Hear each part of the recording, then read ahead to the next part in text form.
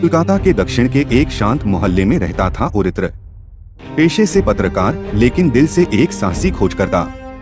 बचपन से ही रहस्यमयी कहानियां, पुराने नक्शे और खोए हुए शहरों की कहानियों में उसकी गहरी रुचि थी। एक सुबह जब उसने डाक बॉक्स खोला तो एक पीला लिफाफा मिला। उस पर कोई पता नहीं था, सिर्फ उसका नाम लिखा था, ओरित्र सेन। अंदर था एक मोटा कागज और एक पुराने शहर का नक्शा। नीचे लिखा था, छाया का शहर अब भी खामोशी से पुकारता है। यदि संध्या की परछाइयों में साहस हो तो आओ खंडहरों में रोशनी जलाने। ओरित्र वह कागज लेकर अपने पसंदीदा बुक स्टोर विद्याभवन गया, जो कॉलेज स्ट्रीट में था। स्टोर के मालिक मणि काका पुराने इतिहास और नक्शों के जानकार थे।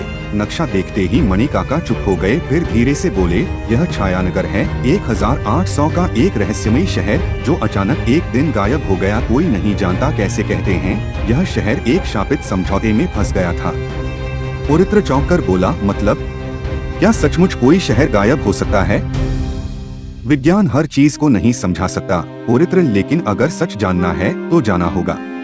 काका ने जेब से एक फटा हुआ कागज निकाला और दिया। पहाड़पुर जंगल में जाकर शाम को ढूंढना, छाया का द्वार वह केवल 15 मिनट के लिए खुलता है।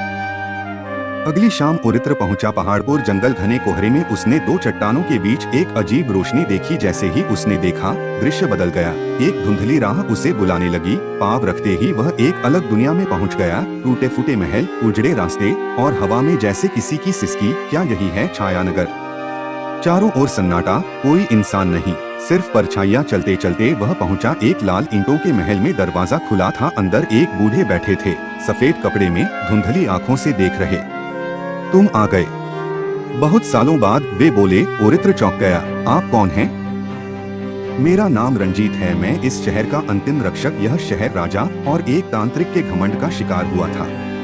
रंजीत बोले, 200 साल पहले यह समृद्ध शहर था, पर राजा अमरता की लालसा में एक तांत्रिक को बुलाया। तांत्रिक ने वादा किया कि शहर अदृश्य रहेगा, कोई छीन नहीं पाएगा। पर उसकी शर्त थी, हर सदी में एक साहसी आएगा जो शहर को प्रकाश देगा। यदि वह सफल हुआ, शहर मुक्त होगा, नहीं तो फिर एक और 100 साल का श्राप। आज तुम वह आगंतुक हो। ओरित्र हैरान, तो मुझे क्या करना होगा? रंजीत ने उसे एक घड़ी दी। जब तक इस घड़ी की सुई चले तुम स्वतंत्र हो। 3 छाया पत्थर खोजो और उन्हें प्रकाश से भर दो, वरना तुम भी यहीं रह जाओगे छाया बनकर। पहला पत्थर था डर। ओरित्र पहुंचा एक उजड़ा थिएटर में। डरावनी परछाइयां उसका पीछा करने लगी, लेकिन जब उसने अपनी माँ की गोद की याद की, डर मिट गया और पत्थर चमक उठा। दूसरा पत्थर था अहंकार। एक टूटी गद्दी के सामने उसने खुद से पूछा, क्या मुझे कुछ साबित करना है? नहीं, मैं केवल एक खोज करता हूँ। जैसे ही उसने विनम्रता दिखाई, पत्थर जल उठा। तीसरा पत्थर था प्रेम। एक जले हुए मंदिर में उसने एक लड़की की आवाज सुनी, क्या तुम लौटोगे या यहीं रहोगे मेरे पास? एक आत्मा जैसी छाया प्रकट हुई। ओरित्र ने आंखें बंद कर कहा, तुम्हारा प्रेम सच्चा है, लेकिन मेरा काम अधूरा है। और पत्थर चमक उठा। तीनों पत्थर महल के सामने रखते ही पूरा शहर रोशनी से भर गया। रंजीत मुस्कुराए, तुम सफल हुए, अब शहर लौटेगा अपने इतिहास में। अचानक सब कुछ धुएं में घिर गया।